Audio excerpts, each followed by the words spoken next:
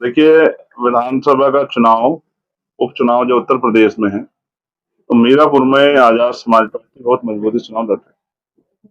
उसी की तैयारियों के लिए बूथ कमेटी, सेक्टर कमेटी, विधानसभा कमेटी से कुछ दिशा निर्देश देने चुनाव के मद्देनजर, क्योंकि बहुत सारी साजिशें भी होंगी, बहुत तरह से जो है कोशिशें भी होंगी प्रत्याशियों को अधिकारियों द्वारा डराने की, वर्कर को डराने की। तो सब लोगों को, उनको बड़े हुए मनोबल से मैदान में जाके इस चुनाव को मजबूत से लड़े और आजाद समाज पार्टी का प्रत्याशी जीते, उसी की तैयारियों में मैं यहाँ आया हूँ। आज कई गांव में मीटिंग भी है।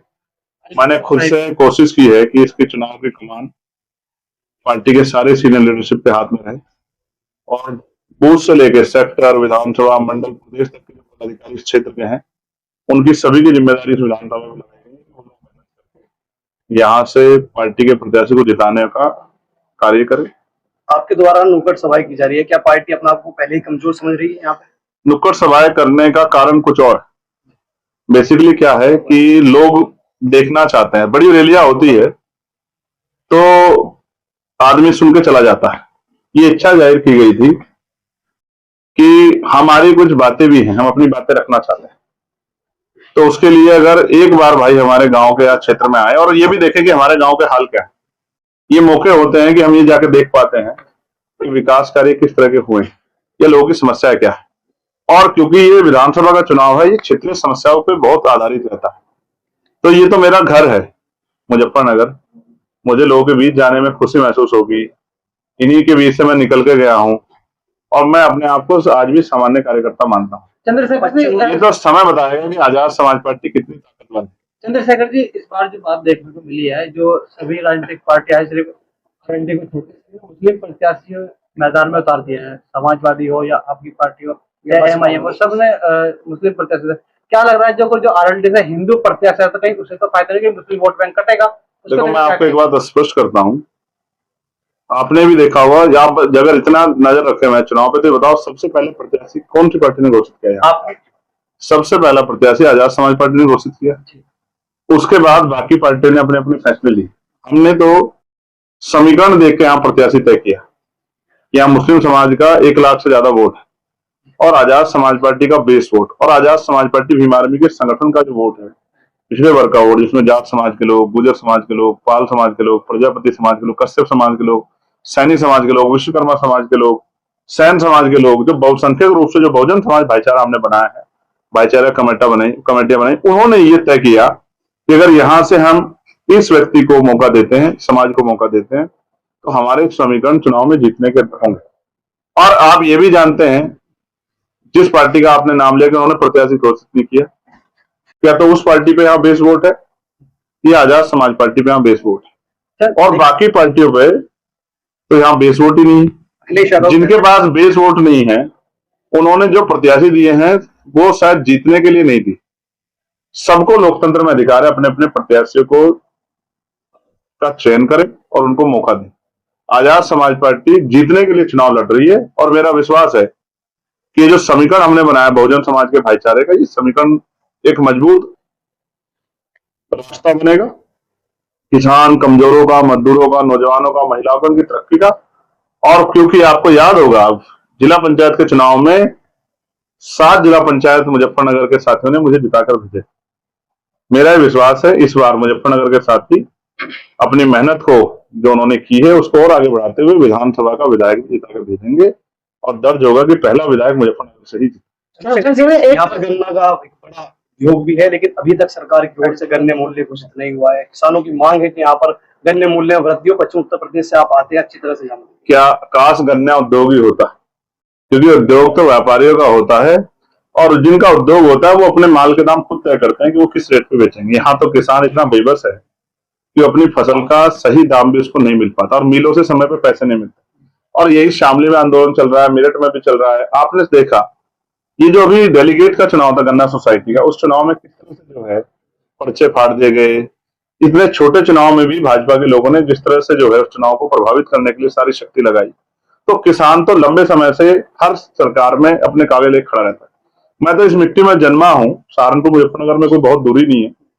मैं तो किसान साथियों को कहना चाहता हूं, उन्होंने सबको मौका दिया, एक मौका वो आजाद समाज पार्टी को भी दें। किसानों को उनकी गन्ना हो या और फसल हो, सबका उचित मूल्य दिलाने के लिए हम लोग असेंबली में, पार्लियामेंट में और सड़कों पे जो संघर्ष कर रहे थे उसको और मजबूत करने का काम करेंगे, उनकी समस्याओं के लिए का हल कराने का काम करेंगे, ऐसा मेरा विश्वास है। चंद्रशेखर जी, मुजफ्फरनगर में एक वीडियो वायरल हुआ था, वो एक पोस्ट वायरल हुई, जिसके बाद विवाद हुआ, बवाल भी हुआ, पथराव भी हुआ, लेकिन इसमें जो अब जो गिरफ्तारी 19 लोग गिरफ्तारी हुई, आपने पहली IMM के नेता भी है कि भाई माहौल खराब हो सकता है अपने कार्यकर्ताओं। IMM के 2 नेता गिरफ्तार हुए। मैं आपसे फिर ये कहूंगा, जिन दलों पे चुनाव जीतने के लिए ध्रुवीकरण के अलावा कोई रास्ता नहीं, उन्होंने इसी को हथियार बनाया हुआ है। आज मेरे पास कुछ लोग आए हैं जिन्होंने मुझे बताया कि वहां जिस तरह से पुलिस की कार्रवाई की गई है, एक डर का भय का माहौल बनाया जा रहा है। मैं उन लोगों को विश्वास दिलाता हूँ, अभी चंद्रशेखर आजाद है, अभी आजाद समाज पार्टी बीमार में है, उनकी लड़ाई हम लोग लड़ने काम करेंगे, और अगर कानून से ऊपर उठ के कार्रवाई होगी तो उस कार्रवाई का जबरदस्त विरोध भी हम लोग करेंगे। मैं अभी अधिकारियों से बात करूंगा, जिन लोगों ने कोई अपराध किया उन पर कार्रवाई समझ आता है, लेकिन से एक समाज पे किस वजह से कार्रवाई की जाए। आपने सुना है किसी आंदोलन में, कहीं की घटना में 700 लोगों पर कार्रवाई हुई, जहां पत्थर से एक शीशा भी ना टूटा हो, जहां किसी पत्थर से जो है किसी को एक खरोच भी ना लगी है।